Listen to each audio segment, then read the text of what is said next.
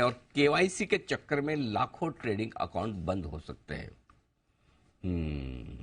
और ये अकाउंट किसी के भी बंद हो सकते हैं। किस किस के हो सकते हैं, मामला क्या है, क्यों बंद होंगे और कैसे बंद होंगे, ये सारी जानकारी लेकर ब्रजेश हमारे सहयोगी हमारे साथ है इस वक्त बताने के लिए सारी डिटेल्स।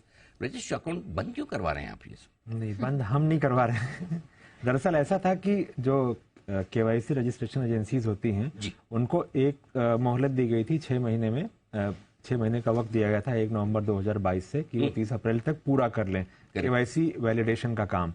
लेकिन जो डेटा बाद में वो पूरा हो नहीं पाया, उसके बाद जिम्मेदारी आ गई ब्रोकर्स के ऊपर कि अब उनको करना है। तो अब दिक्कत ये है कि 22 मई तक सारा काम ब्रोकर्स को ये वैलिडेशन का काम पूरा करना है केवाईसी का।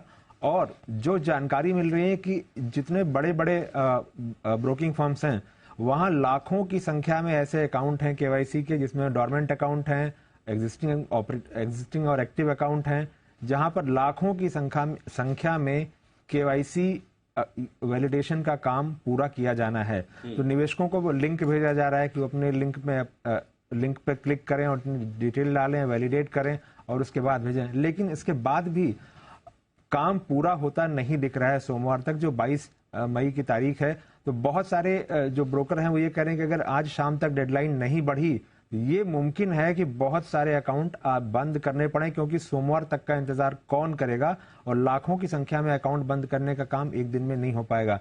तो डर इस बात का है कि जो एफ&ओ वाले अकाउंट्स हैं जहां पर देनदारियां बढ़ सकती हैं, उन अकाउंट्स पर सबसे पहले एक्शन हो। लेकिन अगर डेडलाइन बढ़ जाती है तो ऐसा कुछ भी नहीं होगा। डेडलाइन बढ़ेगी या नहीं बढ़ेगी ये आज शाम तक पता चलेगा या वीकेंड तक जो है इस पर पूरा अपडेट आ जाएगा। लेकिन जो ब्रोकर्स हैं वो काफी दहशत में है इस वक्त कि ये इतने कम समय में ये काम कैसे पूरा होगा। काम केआरएस को करना था लेकिन उनसे हो नहीं पाया, अब उनके सिर पर आ गया है और ये मैन्युअली भी एडिशनल स्टाफ लगा करके भी इसको पूरा करने की कोशिश की जा रही है। सबसे बड़ी चिंता यही है कि इन सब के बीच में ब्रोकर, केआरए, इन सब के बीच में इन्वेस्टर्स का नुकसान नहीं हो। ये है कई सारे ट्रेडिंग अकाउंट ऐसे हैं जिनकी ये होनी बाकी है केवाईसी। और क्या इस बार फिर से टाइमलाइन बढ़ेगी? जो सिचुएशन है लाखों की संख्या में, मतलब कुछ लोगों का ऐसा कहना है कि करोड़ों की संख्या में करोड़ में भी पहुंच सकता है, इतना नंबर का केवाईसी अपडेट होना बाकी है। और जब 6 महीने में जो संस्थाएं नहीं कर पाई, तो कैसे ये एक्सपेक्ट किया जा रहा है कि जो ब्रोकिंग फर्म्स इस सारे काम को 1 हफ्ते में कर लेंगी? क्योंकि बहुत सारा डेटा मिसमैच है। जो आंकड़े सबमिट किए गए हैं वहां पर कुछ हैं, जो इनको मिल रहे हैं वो कुछ हैं।